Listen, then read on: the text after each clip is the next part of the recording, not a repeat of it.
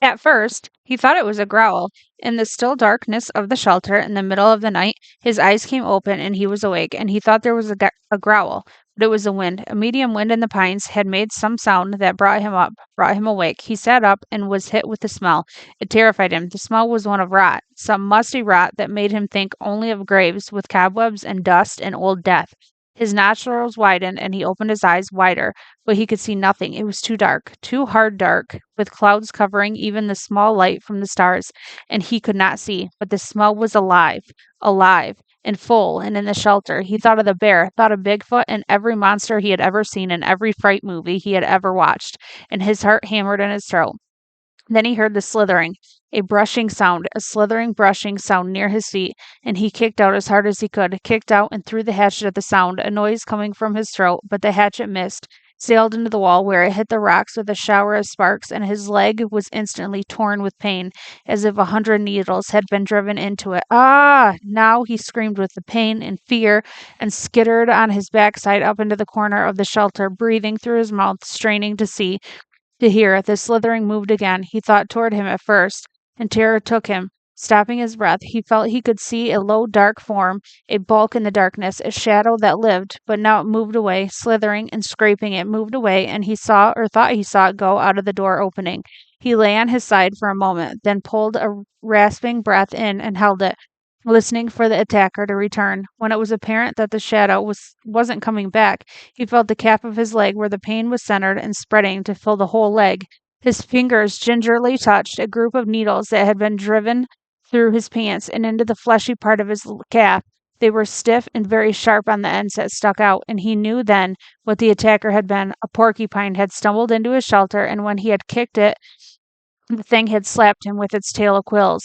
He touched each quill carefully. The pain made it seem as if dozens of them had been slammed into his leg, but there were only 8 pinning the cloth against his skin. He leaned back against the wall for a minute. He couldn't leave them in.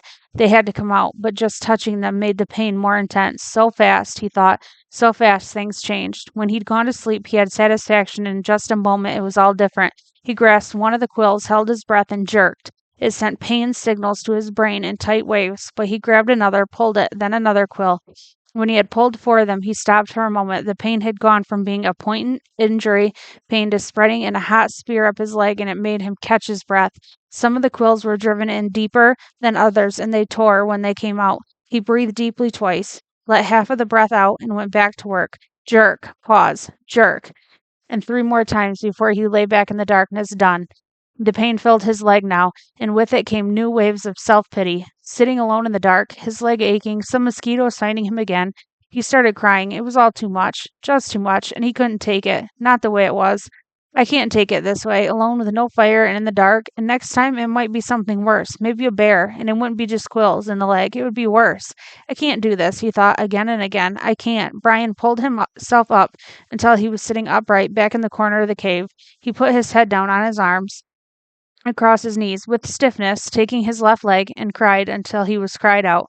He did not know how long it took, but later he looked back on this time of crying in the corner of the dark cave and thought of it as when he learned the most important rule of survival, which was that feeling sorry for yourself didn't work. It wasn't just that it was wrong to do, or that it was considered incorrect. It was more than that. It didn't work. When he sat alone in the darkness and cried and was all done with it. Nothing had changed. His leg still hurt. It was still dark. He was still alone, and the self-pity had accomplished nothing. At last he slept again, but already his patterns were changing, and the sleep was light, and resting dozed more than a deep sleep. With small sounds awakened him twice in the rest of the night. In the last doze period before daylight, before he awakened finally with the morning light and the clouds and new mosquitoes, he dreamed. This time it was not of his mother, not of the secret, but of his father at first, and then of his friend Terry. In the initial segment of the dream, his father was standing at the side of a living room looking at him, and it was clear from his expression that he was trying to tell Brian something. His lips moved, but there was no sound, not a whisper. He waved his hands at Brian, made gestures in front of his face as if he were scratching something, and he worked to make a word with his mouth, but at first Brian could not see it. Then the lips made an M shape, but no sound came. Ma. Brian could not hear it, could not understand it, and he wanted to so badly. It was so important to understand his father. to know what he was saying. He was trying to help, trying so hard, and when Brian couldn't understand, he looked cross, the way he did when Brian asked questions more than once. And he faded. Brian's father faded into a fog place. Brian could not see, and the dream was almost over, or seemed to be.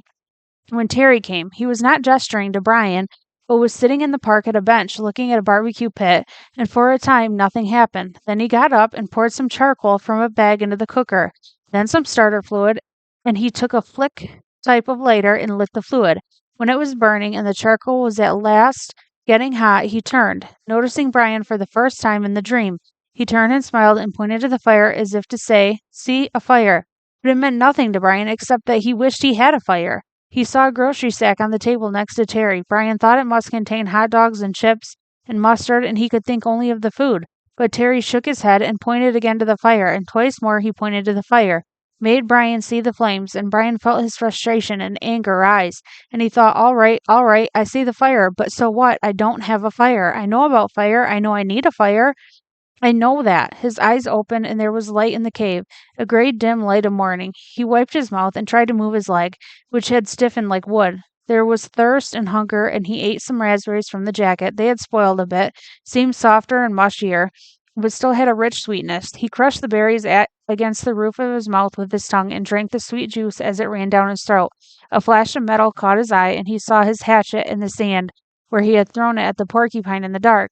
He scooched up, wincing a bit when he bent his stiff leg, and crawled to where the hatchet lay. He picked it up and examined it and saw a chip in the top of the head. The nick wasn't large, but the hatchet was important to him, was his only tool, and he should not have thrown it. He should keep it in his hand and make a tool of some kind to help push an animal away. Make a staff, he thought, or a lance. And staff the hatchet, and save the hatchet. Something came then, and thought as he held the hatchet something about the dream and his father and Terry, but he couldn't put it down. Ah! He screamed out loud and stood in the morning sun and stretched his back muscles and his sore leg. The hatchet was still in his hand, and as he stretched and raised it over his head, it caught the first rays of the morning sun. The first faint light hit the silver of the hatchet, and it flashed a brilliant gold in the light, like fire. That is it, he thought, what they were trying to tell me. Fire. The hatchet was the key to it all. When he threw the hatchet at the porcupine in the cave and missed, and hit the stone wall, it had showered sparks, a golden shower of sparks in the dark, as golden with fire as the sun was now. The hatchet was the answer. That's what his father and Terry had been trying to tell him. Somehow he could get fire from the hatchet. The sparks would make fire.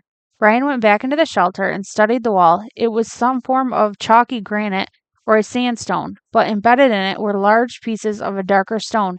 A harder and darker stone. It only took him a moment to find where the hatchet had struck. The steel had nicked into the edge of one of the darker stone pieces. Brian turned the head backwards so he could strike with the flat rear of the hatchet and hit the black rock gently. Too gently, and nothing happened. He struck harder and glancing blow, and 2 or 3 weak sparks skipped off the rock and died immediately. He swung harder, held the hatchet so it would hit a longer sliding blow, and the black rock exploded in fire. Sparks flew so heavily that several of them skittered and jumped on the sand beneath the rock, and he smiled and struck again and again. There could be fire here, he thought. I will have a fire here, he thought, and struck again. I will have fire from the hatchet.